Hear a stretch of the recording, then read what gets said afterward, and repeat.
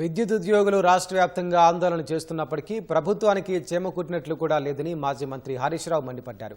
సిద్దిపేట ముస్తాబాద్ చౌరస్తా విద్యుత్ డివిజన్ కార్యాలయం వద్ద విద్యుత్ ఆర్టిజన్ ఎంప్లాయీస్ యూనియన్ ఆధ్వర్యంలో జరుగుతున్న సమ్మెకు సంఘీభావం తెలిపారు. అధికారంలోకి రాకముందు వారిని ప్రభుత్వ ఉద్యోగులుగా గుర్తిస్తామన్న కాంగ్రెస్ వారిని మోసం చేసిందని ఆక్షేపించారు. ఉప ముఖ్యమంత్రి భట్టి విక్రమార్క నాడు పాదయాత్రలో పెద్ద హామీలిచ్చి ఇప్పుడు ప్రజాభవన్లోకి వెళ్లగానే మారిపోయారని విమర్శించారు. అప్పులు తెచ్చి కమిషన్లు కొట్టడం మీద ఉన్న ప్రేమ ప్రజల మీద లేదని ధ్వజమెత్తారు.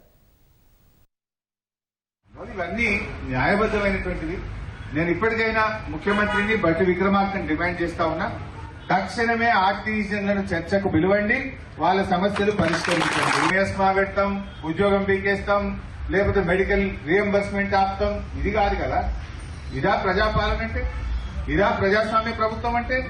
తక్షణమే ఆర్టీజన్లను చర్చకు పిలవండి, న్యాయబద్దమైన వారి యొక్క డిమాండ్లను పరిష్కరించాలని చెప్పి ఈరోజు నేను డిమాండ్ చేస్తా ఉన్నాను. లేదంటే ఆర్టీజన్లతో పాటు మేమందరం కూడా బీఆర్ఎస్ పార్టీ తరఫున ప్రత్యక్ష పోరాటంలో దిగాల్సి